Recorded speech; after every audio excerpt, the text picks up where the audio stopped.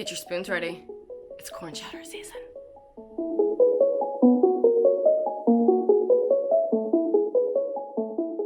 I love making corn chowder in the summer. I would love to walk you through me making some corn chowder, and you might pick up some tips along the way, like some onion chopping and some magic corn essence techniques. Keep watching. First, we're gonna start by prepping our fresh ingredients. We've got 5 ears of corn, a onion, jalapeno pepper, 3 new potatoes. I prefer Yukon Gold, but my grocery store didn't have any that were in a small quantity, so I got new potatoes, dried thyme. Take out any weird spots out of potato, but I mostly like to leave them whole as much as possible. I don't mind the skins.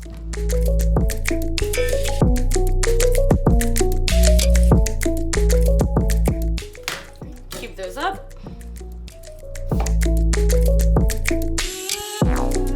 Want them all roughly around similar size. They don't have to be perfect. Just, you know, about 3/4 of an inch is probably fine.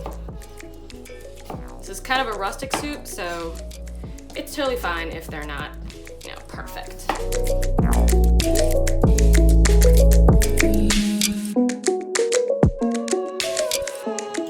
Dice your onion.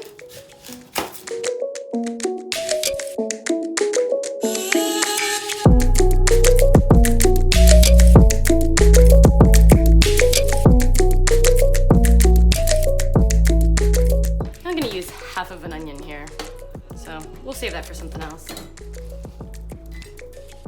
A fun little trick for getting corn off the cob is using a bowl to cut it instead of a cutting board, because it gets a little messy.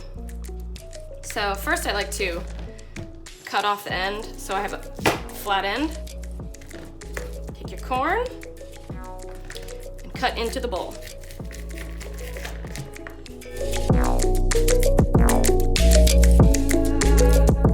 It can get a little messy. Sometimes the corn jumps and squirts and, you know, it's a little messy, but, you know, c'est la vie, baby. And I recommend definitely using a plastic bowl for this, because if you like nick the side of it with your knife, you're not doing any damage to your knife or your bowl. I mean, you might do a little damage to your bowl if it hit it too hard, but you probably won't. Use an old bowl if you're really concerned about it. To add a richness to your corn soup without adding cream, this is a fun secret trick. You take the blunt end of your knife and you push down and squeeze out all the extra bits of corn that's like left in the stuff that you didn't cut off.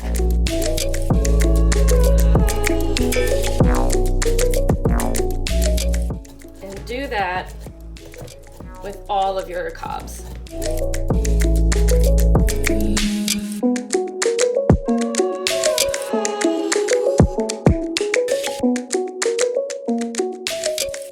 This part is especially important to do over a bowl. It might be a little easier to do with a smaller knife. I just like the bigger blade because it keeps the sharp part away from my hand. All right, so there's our corn. You see all the great pulp in there? That's gonna give you a real beautiful richness. All right, let's set that aside. So with the jalapenos, I made the mistake once of getting jalapeno juice in my eyes, and I'll never make that mistake again. Usually I have some gloves that I keep for this occasion, but I don't have any, so I'm gonna use a plastic bag to protect my hands when I'm cutting this jalapeno. I'm gonna take out the stem, cut it up the middle.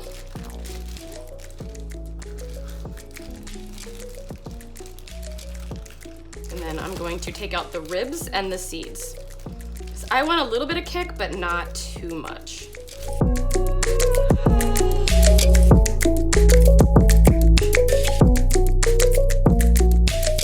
If you have a little bit of the ribs or the seeds left, it's not the end of the world. It's just gonna be a little hot, that's all.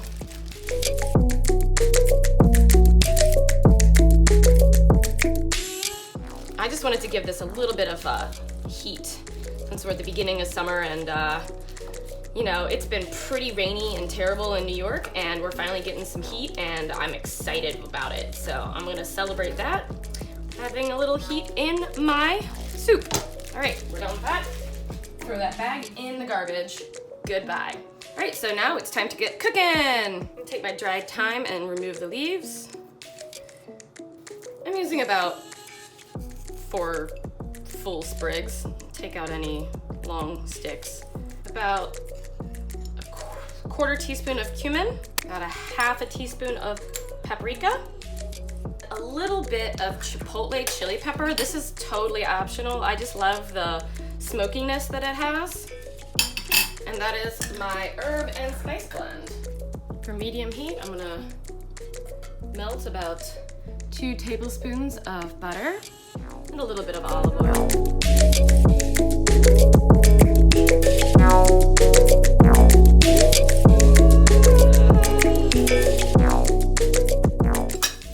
I like to add a little kosher salt to get the process going, kind of release some of the water. It's not necessary, and some people debate whether or not putting salt in the beginning is good or not. I think it's fine, and it's what I do, so if you don't, cool. If you do, cool. Let's like not argue about it, okay? Cool, awesome. Potatoes. Just kind of get those started cooking. My spice blend. And I like to do this at this point because it really covers everything. So stir that well until every piece in here is covered with the color from the spices. It's already smelling really, really good. Some black pepper. I really like to season at every step. It kind of smells like the best hash browns you'll ever have.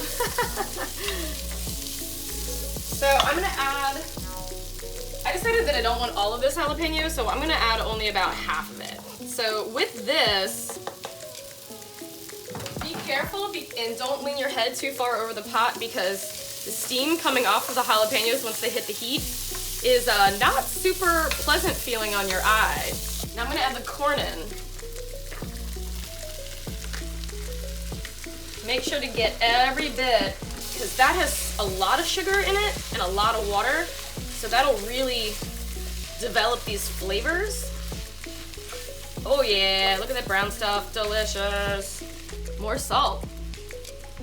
So now I'm gonna add 3 cups of chicken stock.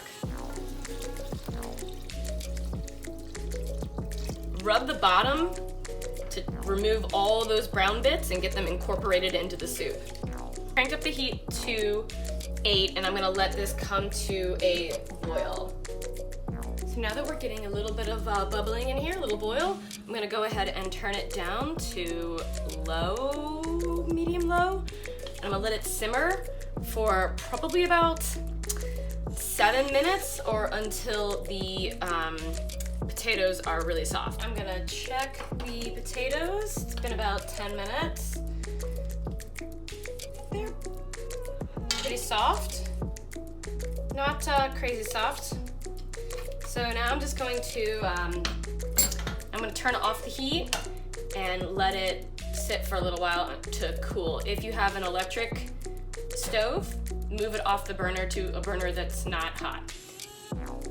Now, I'm going to give it a little bit of a blend with an immersion blender, just to thicken it up a little bit. Oh, wow, I guess it would help if I took the top off. Great.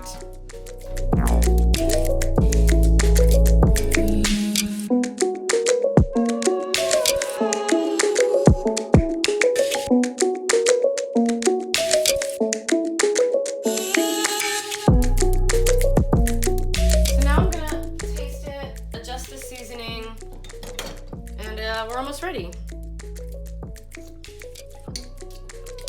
So, pinch more salt, the juice of a lime.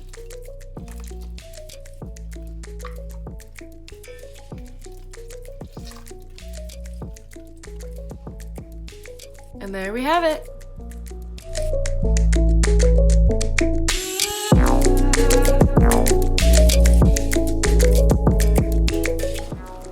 Wow, I just got corn juice in my eye. Sweet.